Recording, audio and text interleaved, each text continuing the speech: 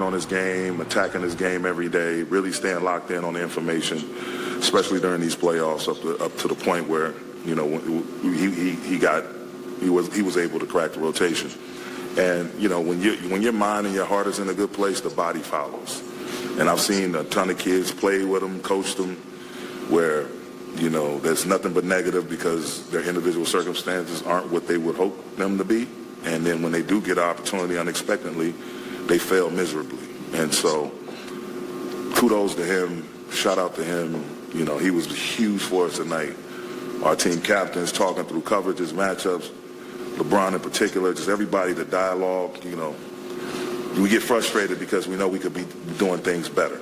And the one thing we did, you know, I think it was 6:02 on the clock, fourth quarter, LeBron said, come on, man, whatever's done is done. From this point forward, let's go be great. Let's be great. And what did you think as you watched that tonight? You know, as I stated before, not only do you have to be on your P's and Q's, you know, dotting your I's, crossing your T's defensively, but another element that you have to do versus this phenomenal Warriors team. I mean, I just told the team in the post-game speech, there's no other team on earth that plays the way they play and put you in like precarious positions that they do. They play with such speed and east, west, north, south, their IQs, I mean, their chemistry, their rhythm, and when they're hitting like they were during, especially the second and third quarters, you know, it's daunting. But one of the elements of trying to, you know, stay close and hopefully come up with the victory is also keeping the scoreboard moving on your side. And, you know, we had an unfortunate loss up there, 27-point deficit, but going into that fourth quarter, you know, you kind of start thinking smart, thinking with your head, not your heart. How can you, you know, build up some equity for the following game? And that comes in the form of resting, you know, your heavy-minute guys and just, I want to say throwing in the towel, but really just being realistic with yourself about what the outcome is going to be. It's their night, so we look for different ways how we can get better or find something.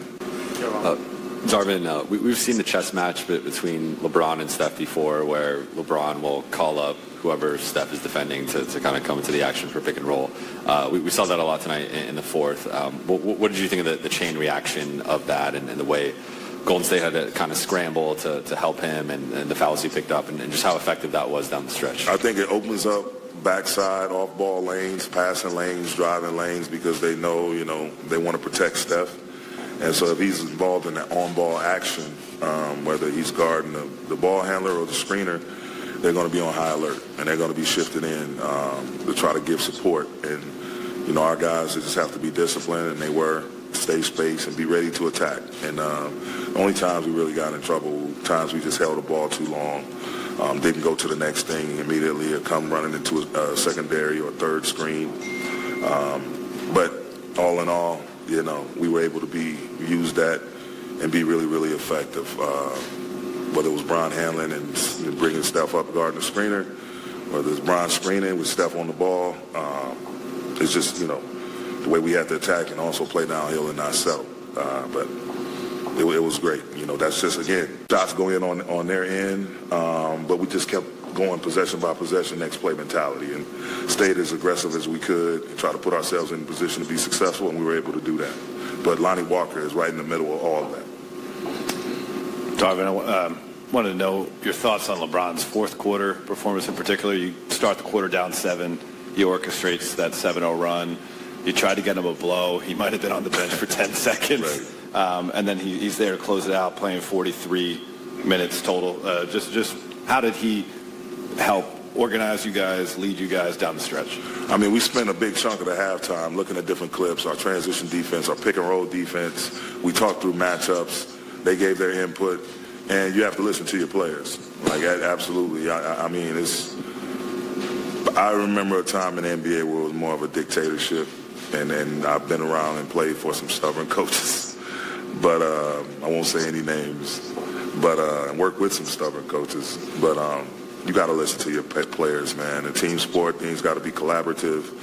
Man, whether it's the video room guys, whether it's your assistant coaches, whether it's your players, guys that are looking at the game in an honest and genuine way and trying to give you the best possible route that leads to success. And Brian did that, as well as went out there and put the team on his back for several possessions and just got it done. And again, doing what he always does and, play winning basketball. And when Lonnie got it going, trying to find Lonnie and just, we're very fortunate to get this game. To condense their defense like they normally do, where they can stunt and get back quickly. They got a lot of shots from the corner for some reason because they had the help. So, yeah, I mean, I'm not surprised that he didn't get as many because of the counters that Golden State, but it is unusual that AD doesn't get. He got some deflections, some steals, but no blocks, except for that one late. Yeah, and I saw Anthony Davis there right after the game. He had a lot to say to Chris Haynes that we won't know exactly what he said. But it sounds like, he paid attention a little bit more to what people were tweeting and saying than he let on.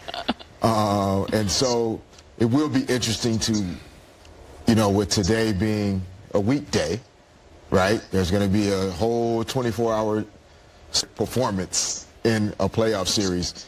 And so it'll be interesting to see how people feel now about Anthony Davis that had so much to say about these odd games. I'll be listening, that's for sure. Brez, hold your thoughts. We're going to go back downtown. Darvin Ham is speaking with Mike in the media. Darvin, for everything in that game and how incredible it was both ways. Just how about Lonnie Walker in the fourth quarter? He hadn't scored up to that point, hits the three, ends up getting 15 points. Where did you find the trust to bring? Kid, he fell out of the rotation through no fault of his own. We make the trade. He had an injury. It's just a lot of different circumstances. And